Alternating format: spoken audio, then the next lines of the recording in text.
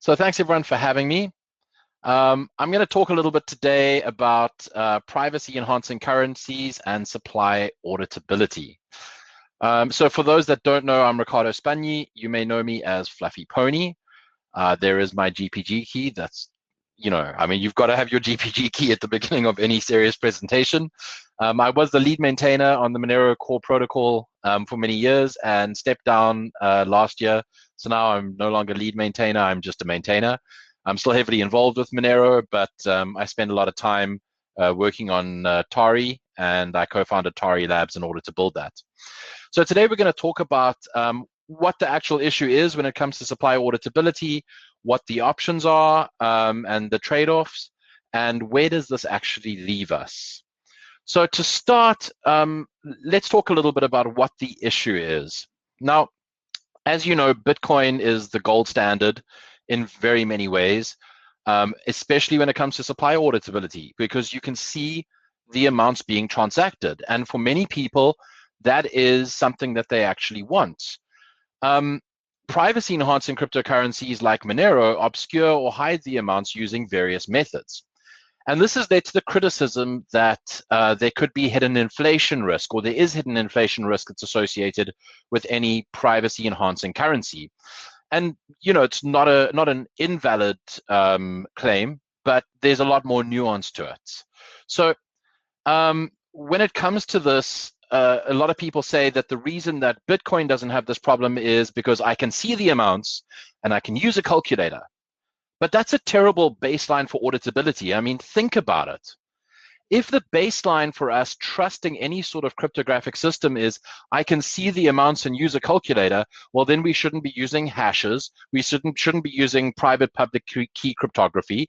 We shouldn't be using anything that is maybe a little bit outside of our realm of understanding. And let's be honest, like we rely on all sorts of things, all sorts of mathematics that we don't understand, all sorts of cryptography that we don't understand, because we trust not only in the actual science behind it, but we trust in the implementation as well. So if we're going to really dig into this issue, because let's be clear, we do want soundness. We want soundness in our monetary system, but we need to understand what are the trade-offs, what are the actual problems that could arise. So when it comes to the supply auditability issue, there really are three problems that can arise. The first is you could have a cryptographic hardness assumption that breaks. The second is there could be detectable inflation due to an implementation flaw. And the third is there could be undetectable inflation due to an implementation flaw. So let's dig into these one at a time to really understand them. Firstly, a cryptographic hardness assumption breaks. What does that actually mean? Well, we rely on certain assumptions, like the discrete logarithm problem, when it comes to designing cryptographic systems. And obviously, if a cryptographic hardness assumption were to be broken by the existence of something like some sort of quantum computer with sufficient qubits and some hypothetical future where we're able to like extract energy from the core of the sun, or all of these other things that could possibly break some of these assumptions. In that world, in this future where this is broken, then an attacker could use this cryptographic break to print an infinite amount of Monero. Cool, we understand the problem. The issue here is if something like the discrete logarithm problem, if that assumption is broken, we have much bigger problems, like everything's broken. Then we might as well just go back to like pen and paper and like sending letters around, because communication systems are disrupted. Bitcoin's in trouble, Monero's in trouble, everything's in trouble. Your websites are not going to work because TLS is broken. So the reality is, typically when it comes to cryptographic hardness assumptions breaking, I like to think that that's not really something that we need to worry ourselves with. The risk is cryptographically negligible. And frankly, by the time something like the discrete logarithm problem is challenged, genuinely challenged, we should be onto some other cryptographic system, maybe a post-quantum system or something that's got other hardness assumptions, which we hope won't be broken for, at least a couple of years. So the second one, detectable inflation due to an implementation flaw.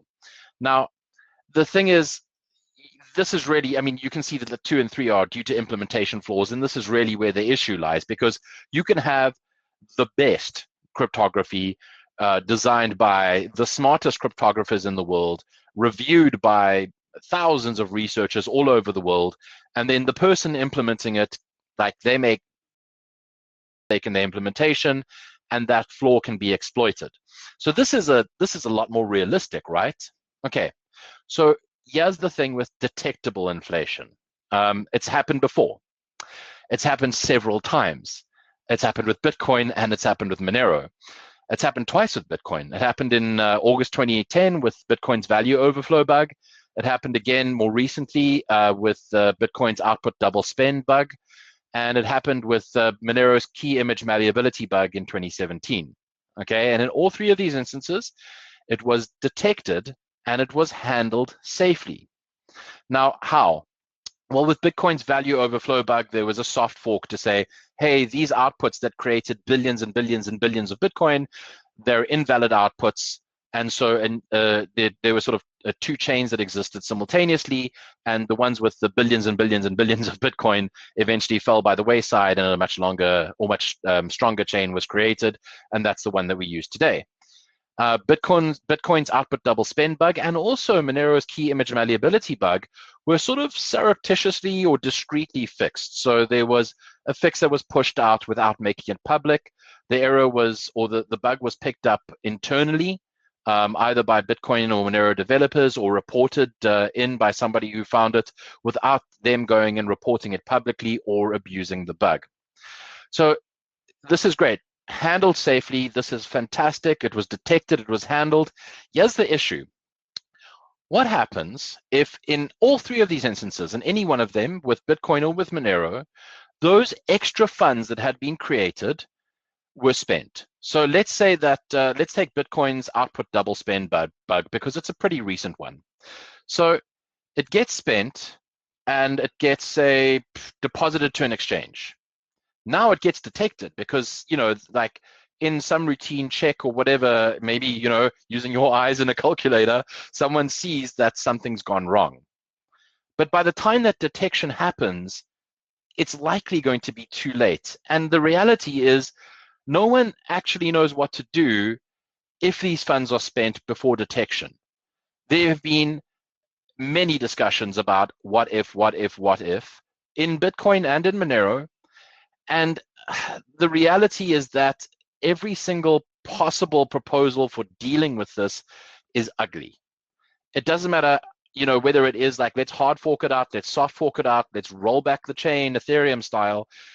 Any proposal for dealing with an incident of detectable inflation after it's been spent or after it's been abused is likely going to hurt legitimate users and services, and it's likely going to be catastrophic. So think about it. Imagine a scenario where even 1,000 Bitcoins created out of thin air, and it's now spent. It's deposited on an exchange. It was exchanged into Ripple and withdrawn. And the Ripple community are standing fast and they don't want to return those funds. What do? The hardness, the soundness of Bitcoin's monetary system is now threatened by the existence of these extra coins. You can't burn them because they've been bought by other traders who did not know they were buying illegitimate coins. You can't roll back the chain because that's going to threaten other transactions. It's really problematic. Okay. But let's be clear here, as long as the risk is found and fixed early, or the bug is found and fixed early, we can consider that risk to be pretty small. It's not negligible, but you know, it's happened on Bitcoin, it's happened on Monero, so we know it happens.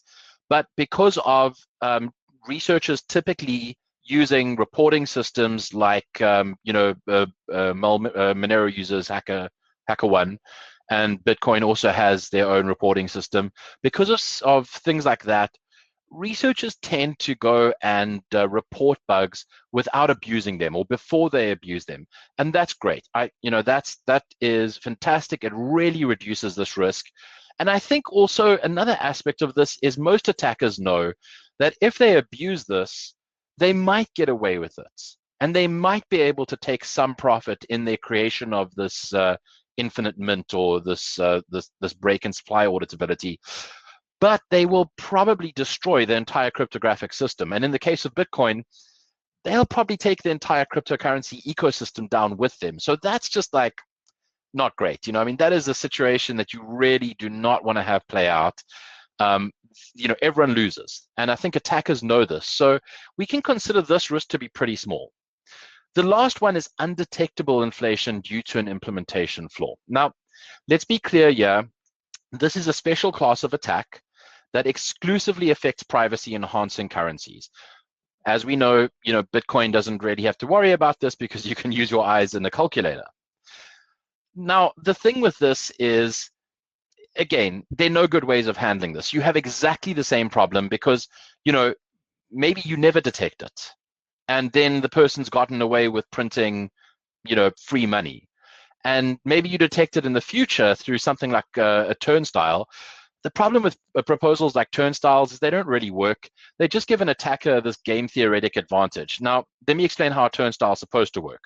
So imagine you have a day, and leading up to that day, so this is the special date, 1st of January 2021, leading up to that date, everyone that uses Monero needs to reveal the amounts on chain. They don't need to reveal who they are, but they need to reveal their amounts.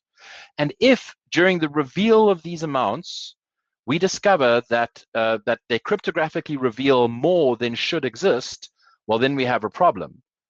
And once we hit that turnstile, once we hit that point where there's too many coins that should exist, well, then we're just going to reject anything else that's trying to reveal its amounts, and only people who revealed their amounts up to that point will get to keep their coins. That's effectively the way a turnstile works. The problem with this is that it can be abused in a number of ways. For example, an attacker who has printed infinite money can just go and reveal all his outputs very early in the turnstile, and all the people who are late, who reveal it much later down the road, are the ones that end up losing, right? Because now their coins are unspendable and the attacker wins. The other thing that an attacker could do is, again, just from a game theoretic perspective, he could encourage people to enter some sort of mixing pool or something like that to gain some sort of privacy advantage, and then as they enter, he can leave and go out through the turnstile and get coins to spend. And then when eventually those people go like, oh, it's now time for me to pull out of this mixing pool, well, too late, like their coins become unspendable because they've tripped the turnstile. So turnstiles are just not great. They give the attacker all sorts of game theoretic advantages. They don't actually solve the problem. So frankly, this issue is the real trade-off, because in that event, that's really the real problem that can't, where it's undetectable, that can't be fixed in an easy way, that if it is eventually detected, or if there is some methodology for detecting it, it like ends up hurting legitimate users. That's the real trade-off. And again, don't get me wrong, the risk is what I would consider to be quite small for the same reasons that the detectable inflation risk is small, but the risk does exist. So where does this leave us? Knowing all of this, where do we actually stand? Okay, so both non-private and private currencies face many of the same supply auditability risks. For example, cryptographic hardness assumptions. We rely on it, whether it is Bitcoin, Monero, or any other cryptocurrency, any other cryptographic system. We rely on these cryptographic hardness assumptions. And if they are broken, well, we're in much larger trouble then an attacker can print infinite Monero or infinite Bitcoin. At the same time, if you consider things like a detectable inflation attack, that would be devastating as well, right? Because there's no great way to fix it. And this, I'm assuming, a detectable inflation attack that's already occurred, has already been exploited, and the funds have already been sent elsewhere. And so in view of that, we can conclude that a privacy-enhancing currency carries the very real risk of undetectable inflation, but it gives you powerful privacy. Great. On the other hand, a non-private currency doesn't come with guarantees for supply auditability, because we've seen with Bitcoin already, it's been exploited at least twice, or it has been exploited twice. And the supply auditability assumption has been broken. But in non-private currencies, it makes privacy much harder to achieve. Now, I want to be clear here. I am not suggesting at all that this is now a Bitcoin versus Monero debate or anything like that. I just think it's important to understand the trade-offs. And the reason that I'm doing this isn't because I think Monero is better than Bitcoin. It's because I think privacy is coming to Bitcoin, whether it is layer 2 privacy, whether it is through the excellent work of projects like Samurai Wallet, whether it's through Schnorr signatures. I think stronger privacy is coming to Bitcoin. And what I want to fight against, and what I think we should fight against, is the view that I've heard from a lot of people that privacy shouldn't come to Bitcoin. Bitcoin should never enhance its privacy because that could somehow compromise supply auditability. And I think that that's a bad assumption because supply auditability is not guaranteed in Bitcoin right now. And if it is broken in future, again, through something like the ability to double spend a transaction output, by the time that is detected, it could be that an attacker's already done the initial spend. And then when the legitimate user comes along and they want to actually spend their transaction output, that's the double spend. And then it's too late. Then the supply auditability is wrecked because that initial spend from the attacker could be from months ago. So there are no supply auditability guarantees with Bitcoin anyway, at least not any that we really care about. And frankly, I think that the fact that you have this pretend supply auditability gain by having all the amounts visible and you can whip out your Texas Instruments pocket calculator and add things up is just not the way that we really should be dealing with things when it comes to trade-offs, because it's not a real supply auditability gain and it just makes privacy that much harder to achieve. Now, what about in the future? Well, in the future, like I said, there are improvements that are possible, like a non-private currency like Bitcoin might give you sufficient privacy through level 2 systems like Lightning. I'm hoping that there will be this addition of on-chain privacy of some sort, and I'm hoping that the supply auditability thing of Bitcoin becomes less or viewed as less important and the trade-offs are properly understood. Similarly, a private currency like Monero might dramatically reduce some of the risk. For example, right now, Monero uses Peterson commitments to hide the transaction amounts. We could switch to Elgamal commitments. There are some problems with that, for mostly around the size. Elgamal commitments have massive range proofs, but they are computationally hiding and perfectly binding, whereas Peterson commitments are the opposite. They are computationally binding, but perfectly hiding. At the moment, we've chosen the one route because they're smaller and you can use bulletproofs to even further massively reduce range proofs. But who knows, in the future where bandwidth is nearly unlimited and bandwidth latency is extremely low, there might be another design constraint, or this might be a design constraint that's revisited. And it might be like, okay, well, maybe we want to switch to something that is sort of leans a little bit more in the other way. And in fact, Grin already has something in place called switch commitments, where they are able to make the switch from Peterson to Elgamal in the future. So to recap, everything has unavoidable trade-offs and comes with precious few guarantees, if any. It's important for each of you individually to choose the set of trade-offs that makes the most sense for you. For some people, and I think this is true of many people at the conference and many people watching, that means choosing a privacy-enhancing currency and accepting the small risk that there could be undetectable inflation in future. For others, they are not prepared to accept that, and they want to be able to pull out their Texas Instruments pocket calculator and add up amounts on a block explorer, and that's fine. They'll trust other cryptographic systems in their cryptocurrency of choice, but they don't want to trust something like range proofs. And that's okay. I accept that. And I think it's important for each of us individually to choose which set of trade-offs we want. Most important, stay up to date with future improvements. That goes for downloading actual software updates through to seeing what's happening in the landscape, in the research landscape, to see what's coming down the pipeline, because maybe the set of trade-offs that you've decided on might be good, well suited to you, for you today, but as new research is published, you might decide that another set of trade-offs makes a lot more sense.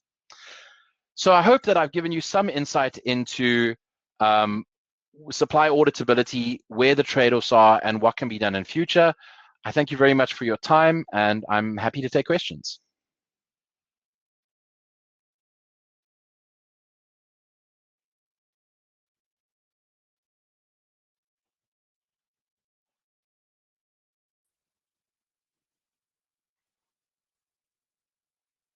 Okay. Hello. So there we go. Okay, so can you hear me? Can you hear me? Okay. Yep. So Fluffy Bunny, thank you a lot for your really interesting presentation. Now it's a question time. So I'm going to ask firstly people here physically in the Institute of Crypto Anarchy. By the way, the room, the name of the room all people are sitting here, it's called Institute of Crypto Anarchy. Nice. Yeah.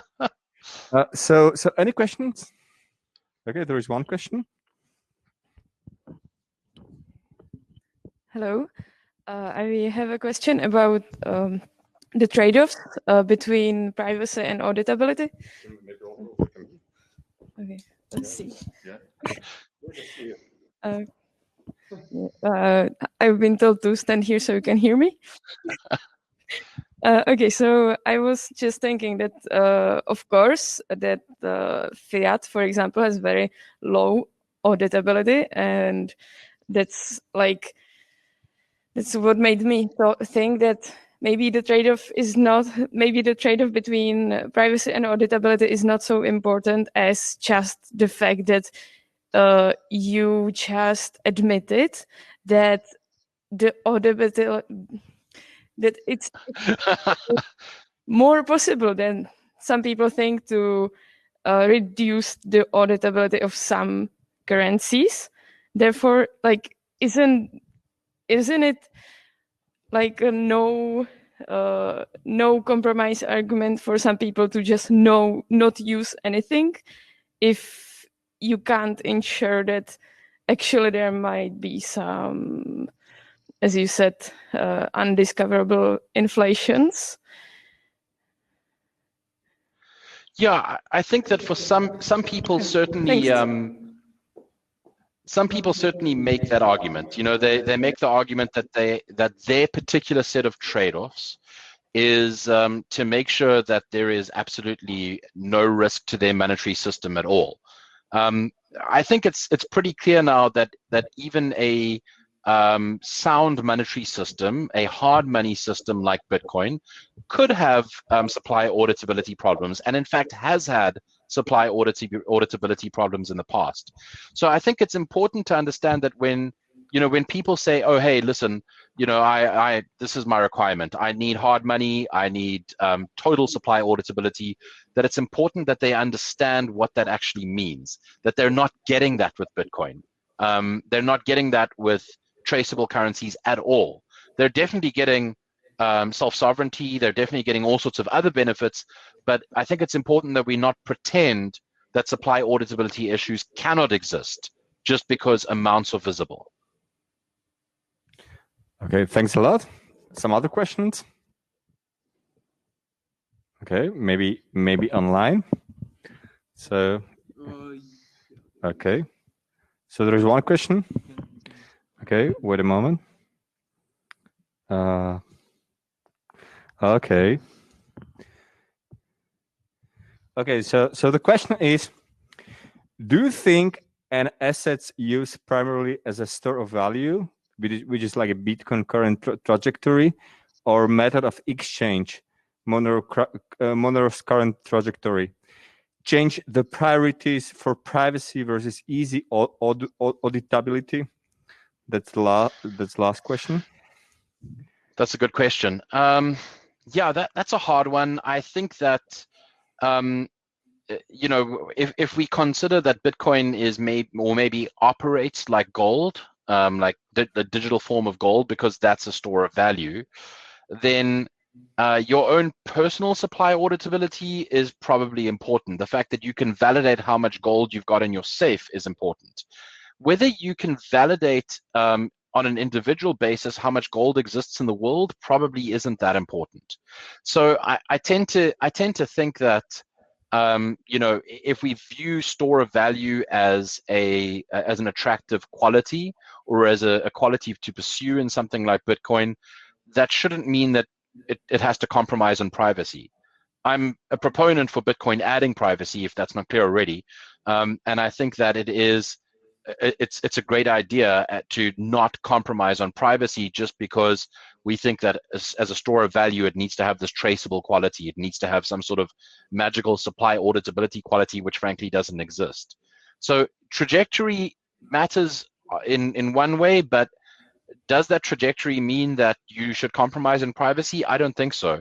I mean, you're not obligated to store your physical gold in in front of a window in a glass cage. You're totally able to store your gold in a safe and no one knows how much gold you've got. And so it should be the same for Bitcoin or for any currency, for any digital currency. Okay, so we have another question from my friend crypto anarchist from Bratislava. So what is the current main drawback that is holding Monero back against other medium of exchange? Oh, sure. Do we have time for another 30 minutes? I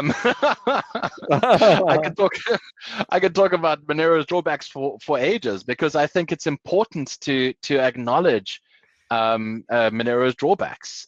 So there are several, and I think that some of the main ones are Monero is very chunky when it comes to things like being able to run a lightweight wallet, being able to sync up a node. It's not Ethereum chunky, but it's still chunky. And even with Monero's pruning, you don't get to prune as much as you do on something like Bitcoin. Very early on, we did actually get Monero nodes syncing up on Raspberry Pis and that sort of thing quite easily and comfortably.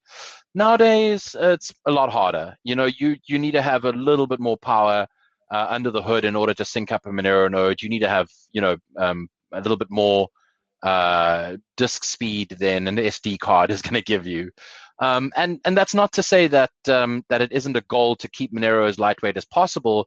It's just, these trade-offs have led to something that is slower and heavier in some ways from a technology perspective than something like Bitcoin. Another drawback, and this is a big one, and frankly, this applies to Bitcoin as well, but it applies especially to Monero, is Monero's user experience is incredibly poor. Now, there's a lot of work being put into improving that. There are lots of people that are working on new wallets like Feather Wallet that just got released, improvements to Monero's core GUI. There's lots of effort being put into it, but frankly, if you think about it in the timeline, Bitcoin is over a decade old, and only now is usability starting to get to the point where a normal person can even think about using Bitcoin in a non-custodial fashion, not just leaving their coins on Coinbase. Monero is a lot younger. Monero is barely 6 years old, and it's got a long way to go, at least another 4 years, in my mind, of development, whether that gets crammed down into less time or not. There's still a lot of development that needs to be done. Software development, user experience, user testing, and cryptography and research on the cryptography and research side of things in order to get Monero to a point where we can really say the user experience is acceptable for non-crypto people or people who are not heavily in this. And I'll use one example. I really don't want to spend 30 minutes on this. But one example is Monero's addresses, 96 plus characters. You can hide that in a QR code. That's great. But at the end of the day, it's still a chunky thing. It's chunky compared to Bitcoin, which is, relatively short addresses. And it does scare people when they're like, oh, do I need to check every character in this 96 character long address? It's frightening. Again, there's work being done to improve that. Don't get me wrong. But it is something that I do think holds Monero back because it's a little bit frightening. Frankly, Lightning has some of the same problems. A Lightning invoice is also this massive set of characters, and QR codes do help. But I think that people have gotten used to things like tap and pay, and until we have tap and pay systems for Lightning and for Monero, I think both are going to be held back by user experience issues and a lot of the lack of a lot of usability stuff like that when it comes to making easy payments. Thanks. Before I'm going to ask you the next question, I just want to ask you: Did you watch the recent presentation from David Friedman he had before you? Yes, I did. Okay, because he was criticizing Bitcoin just because of lack of privacy, So, and it was definitely like an extra argument for cryptocurrencies, like a truly anonymous cryptocurrency like Monero. So we have another question. So what are you most excited about that's currently being built research for Monero? Great question. So obviously I'm excited for Tari, which is being always being built as a merge mine sidechain. But more than that, I think two big things that I'm really excited, or three big things that I'm really excited to see on Monero. The first is the work that's being done on post-quantum cryptography. I think post-quantum research for Monero is pretty exciting. The second thing is the work that's being done on Triptych and how that will affect and improve Monero's privacy. And the third thing are atomic swaps and the research and effort that's being done on atomic swaps for Monero. Yeah, like a few days ago, I saw some article about atomic swaps between Monero and Particle. Yeah, so there's a lot of work being done on it. It's fantastic. Yeah, it's cool because I invested in Particle and still it doesn't have any value. Okay, so another question. Is Feeder Wallet released already? I cannot find it online. Yeah, they posted yesterday on the Monero subreddit. I believe the alpha is coming October 10th, which is also my wedding anniversary. And there's a Feather Wallet subreddit already that's been created. So I'd suggest checking the Feather Wallet subreddit for updates. Okay, thanks a lot. I'm going to ask any other questions from the physical audience. Okay, any online question? Okay, so in that situation, okay, so another question: what are you most excited about that's currently being built research for privacy on Bitcoin? So not Monero, but Bitcoin. Sure, cool. Yeah, so quite honestly, and I've been very cautious to wade into this debate. I think that the join market guys and the Wasabi guys are working really hard on stuff, and that's great. But I'm a big Samurai Wallet fan, and I know that might get some hate from some Bitcoiners, but I think the Samurai Wallet guys are doing really good work. I love their attitude in general. It's a little bit, it reminds me a lot of Monero's attitude. And yeah, like just some of the effort that's gone into making Samurai Wallet really easy to use, I applaud. So yeah, that's sort of, I guess on the Bitcoin privacy side, what I'm most excited about right now for on-chain privacy. And then of course, a lot of the stuff that's being done on Lightning. I think that strong privacy on Lightning is still a while away. I probably won't be looking to rely on Lightning from a privacy perspective for a couple of years still, but I'm very grateful for the effort that's going into it right now on the privacy side. Okay, and it seems this was the last question. So Riccardo, thanks a lot for your comprehensive answer. Thanks that you were able to join our conference, and I really hope that next year you will join HCPP21. Yeah, definitely. Hoping to be there in person next year. Yeah, Prague is a great city. You should definitely visit. Oh, so thanks a lot. Thanks so much. Bye. Thank you. Bye.